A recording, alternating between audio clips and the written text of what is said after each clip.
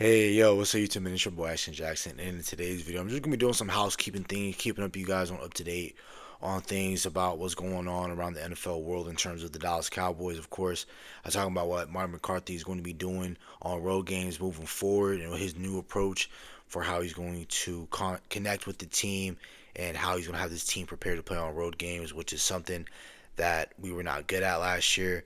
We looked at games like the Miami Dolphins, the Buffalo Bills, the Philadelphia Eagles, the San Francisco 49ers.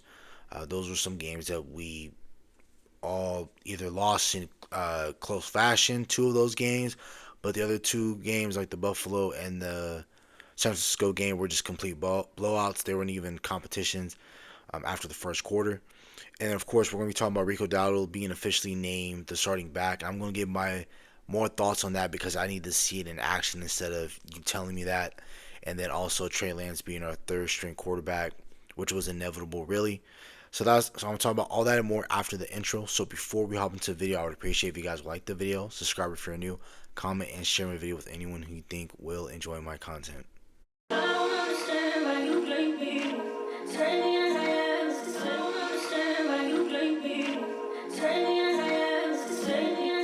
First thing I'm going to talk about is Mike McCarthy and him coming up with a plan on how to attack away games, stating that they're going to be going a few hours earlier than what they already do going into those games because those players are already suited and booted and they start warming up at least 90 minutes before kickoff, right?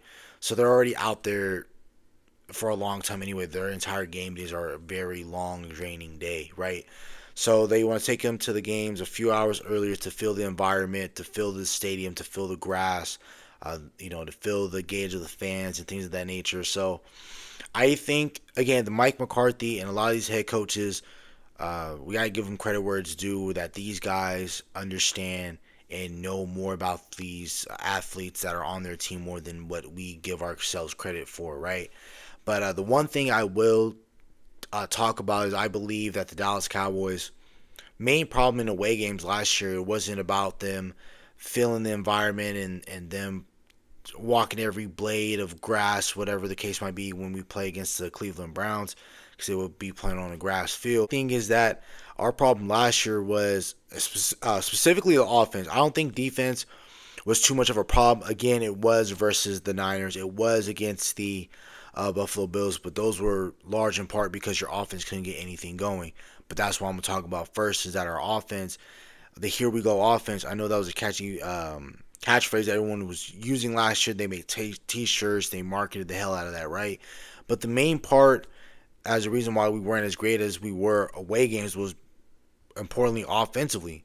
We had a lot of slow offensive games, and that was because we couldn't run the here we go offense properly. And the here we go offense was the hand signals, the motioning, the ass snap motion where we would have CeeDee Lamb lined up in the slot, move him across the formation, snap the ball. That would be considered a post snap formation, and he'll go and he'll run his route, whether that's a rub route, um, whether that's a route he freestyles or whatever the case might be. He doesn't freestyle, but he gets open, he runs the route that he's supposed to.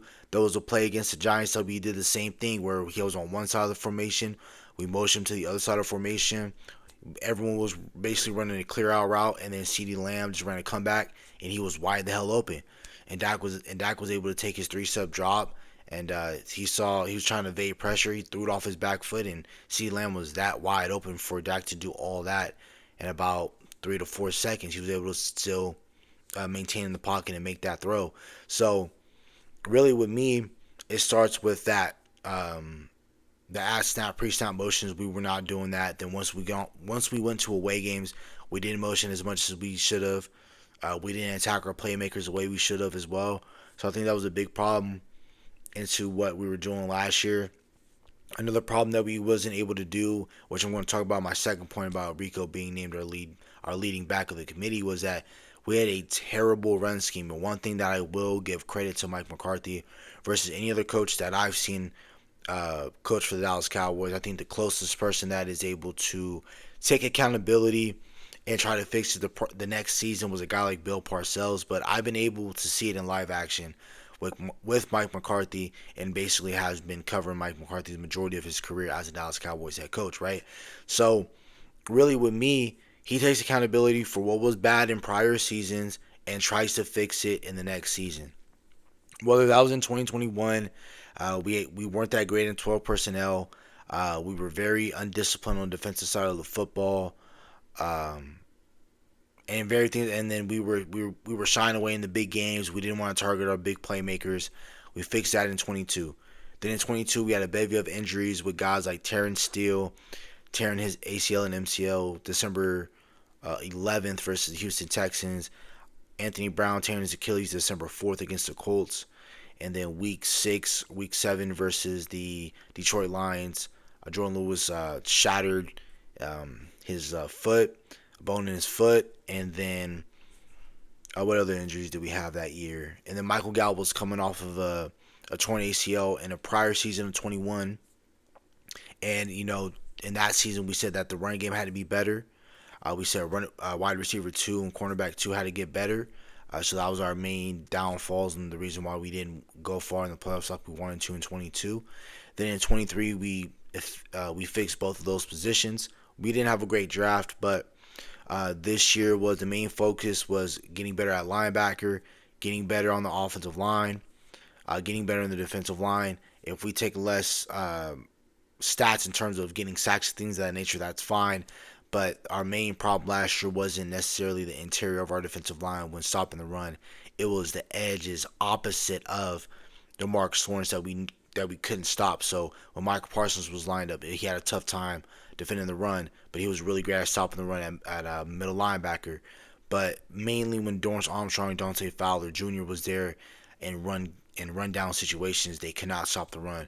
So getting a guy like Marshawn Nealon, Shaq Lawson, and having Jordan Phillips picking him up, he's able to play some 5 techniques. So basically, play lined up over the offensive tackle. Since we're able to do that and we have flexibility with our defensive tackles, we're going to be fine at stopping the run this year. So Mike McCarthy has taken a lot of accountability versus the season, and we have seen improvements. So last year we finally gave most of our target shares in the passing game to CeeDee Lamb, knowing dang well CeeDee Lamb was our best offensive weapon, and we utilized him to the best of our abilities. Then we utilized Jake Ferguson as well as our second best target, and we finally figured that out. And I was glad that we got this offense going the way we needed to get it going. So hopefully that continues this year. And another thing we need to do is I like that we got Cooper Beebe at center versus a very tough physical AFC North opponent versus the Cleveland Browns. So we're going to be fine. And again, we were very bad versus an away game. So I'm leading into my second update that I want to talk to you guys about is Rico Dowdle being named our lead back of the committee. If I can say over the roster, which I don't, I think my first 4 backs, if we're going to carry 4 backs on this roster, it would be Rico first, Deuce second, Zeke third. Dalvin Cook can spell between all of that, so he can either be on some nights he can be the number 1, some nights he can be the number 2. He might be the number 3, whatever the case might be. But I think Rico Dowdle is our most explosive back that can run it between the tackles. He can catch out of the backfield. He can make guys miss in the open field. Rico Dowdle is a really good running back. His main problem has been health. That's why adding another guy like Deuce Vaughn, who is our main juice, our main explosive back, he's like our Tony Pollard. You could throw him a swing pass, and I feel like he can take it the distance if needed be. He can make a guy miss. Again, he's 5'5", but don't let that height discourage anybody. You got to think about it. To make it to the league at that height, whether we've seen it before, Muggsy Bogues in the NBA, we've seen it a bunch in MLB and things like that, right? We see a bunch of smaller guys make it to the next level. How do you think they got there? Deuce Vaughn hasn't been the biggest guy ever on any of his teams. You got to think about it from Little League to middle school to high school to college. He was never the biggest guy. He always made it work, right? He always was a person that put his nose down, grinded, and had to get it, right?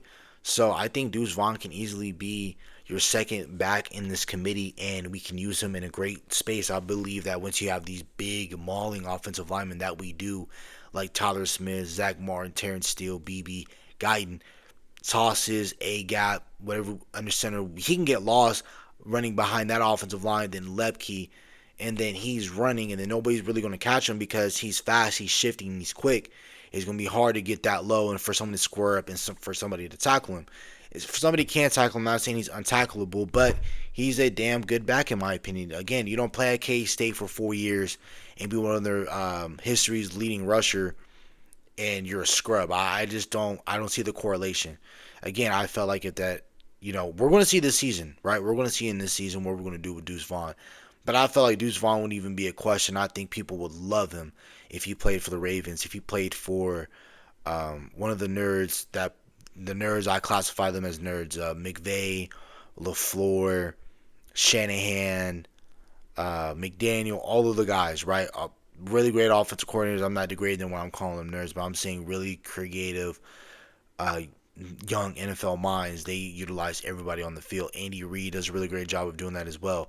I would do the same thing with Deuce Vaughn. Give him that role. Give him that role he needs and that he deserves. That he showed that in the preseason, because if he didn't have a great game versus the Raiders and or the Chargers, he would not be on this roster right now. He'd either had to have clear waivers. If he had clear waivers, he'd be a practice squad guy. So we're gonna see. I like what Dalvin Cook can do as well, because really he's just going to spell and really help out Zeke Elliott. I think if we use Zeke Elliott situationally, goal to goal situations, pass blocking situations, understanding that if we do have him in the game, I don't want this to be a situation where like, oh, if Jimmy Graham's in on a third down, they know that they're passing because he isn't great at run blocking. So I don't want that to be a certain thing to where, no shade to Jimmy Graham, I'm just saying that's what I heard about a lot in the league, was that certain tendencies that if certain players are out in the field, that can dictate whether it's going to be a pass play or a run game or a run play. Same thing with Zeke Elliott. I don't want Zeke Elliott out there strictly for pass game situations. If we're going to run something under center, run it under center where we're also going to be passed as well. Throw some passes out of the backfield of Zeke Elliott as well. He can catch the ball, and he proved how he can be a dual threat running back last year with the New England Patriots. When the New England Patriots couldn't run the ball that well, their extension of their running game would be short passes to Ezekiel Elliott. So let's do that with Zeke as well. Dalvin Cook, I think, has about a year left in his career, and hopefully it's with the Dallas Cowboys. He's really a guy that can go the distance, but he's really not going to make anybody miss an open field. It's fine when you get older. Things happen. But I still think he has some juice left in the tank. I think what I said in my prior video talking about Dalvin Cook, that Dalvin Cook is a more explosive Zeke, but that's about it. I mean, they're both not going to make guys miss in the open field. But the reason why Dalvin Cook is getting the negative publicity that he does get is because he played on the Jets for the majority of his season last year. Then he left. He got up out of there. And then he played one game versus the Baltimore Ravens, or not against, but with the Baltimore Ravens on their road to try and make it to the Super Bowl. He had some decent runs versus the Houston Texans. He's probably going to be a 3.5 carry per carry type of back. I don't have a whole lot of stock in him, but I believe he's going to be fine. But Dalvin Cook is that extra back that we need for when you just have Pollard and Rico, that you can add another guy to have one of those guys rest and things of that nature, right? So I really like what the Dallas Cowboys are doing right now. I just wish that they did it in the inverse, that we just got a whole bunch of young guys and some this in the running back room instead of getting older and then getting less explosive with guys like Dalvin Cook, Zeke, and things of that nature. I wish we got a little bit younger, but what it could have, should have, didn't happen, right? Which leads me to my third point, which the fourth pick that we gave to the 49ers for our third string quarterback is, which he was last season, is going to remain our third string quarterback this season. It was announced that Cooper Rush, but again by Mike McCarthy, that we're going to have Trey Lance as our emergency quarterback. An emergency quarterback, it does count against your 53-man roster, but it does not count against your active game day roster of 46 players that you can have on your team.